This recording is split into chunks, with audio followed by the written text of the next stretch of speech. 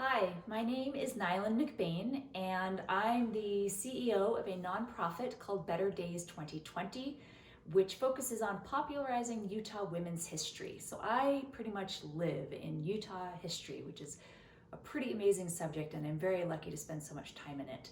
I've been asked today to talk about Pioneer Day, which, as you may know, is coming up this Friday, July 24th. It's an annual holiday celebrated just here in Utah, and I'll give you a little background on it. First of all, July 24th, 1847 marked the day that Brigham Young and the first group of pioneers from the Church of Jesus Christ of Latter-day Saints entered the Salt Lake Valley through Emigration Canyon. And it was only 2 years later in 1849 that that date started to be celebrated as a local holiday. There were parades, there were gatherings in the Salt Lake Tabernacle festooned with all sorts of bunting and really fancy decorations. And that celebration has been pretty much held every year since then. The reason it was such a big deal for the pioneers to arrive here in Salt Lake Valley is because they were escaping some pretty serious persecution. And so arriving here represented freedom and the opportunity to start over as a community. Pioneer Day actually, as an official holiday, celebrates all of the people who entered Salt Lake Valley from 1847 to the end of the pioneer time, the era, which kind of officially came in 1869 with the coming of the Transcontinental Railroad. There were actually 70,000 people who entered the valley during that period, and they weren't all members of the LDS Church. The holiday really is intended to celebrate everyone. One thing that's kind of curious about the holiday is that it's often celebrated as a sort of second 4th of July with lots of Americana and sort of fireworks and a very pro-America feeling. And the irony is that actually when the pioneers arrived in the Salt Lake Valley on July 24th, 1847, they were trying to escape the United States because America had proved to be such a hostile place for the early Mormon pioneers. I find this irony really funny as a historian, and actually I talk about it a little bit in my new book, Pioneering the Vote, The Untold Story of Suffragists in Utah and the West.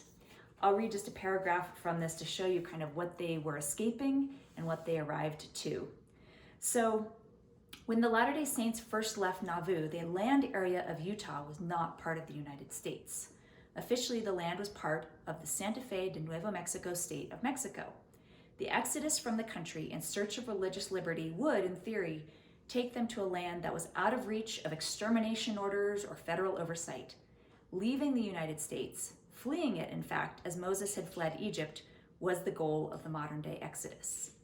The Mormon pioneers first entered the Salt Lake Valley in the summer of 1847, but ironically, due to the Mexican-American War and the resulting Treaty of Guadalupe Hidalgo of 1848, their new land was incorporated as a territory of the United States almost as soon as they arrived, and they were once again on American soil. So kind of one of those funny ironies of history. Again, the holiday is intended to celebrate the 70,000 people who arrived in the valley during that time period. But of course, we know that there were many people here already in the valley before the Mormon pioneers arrived and before the sort of European immigration wave came during those 2 decades. And so Pioneer Day isn't something that everybody is thrilled to celebrate.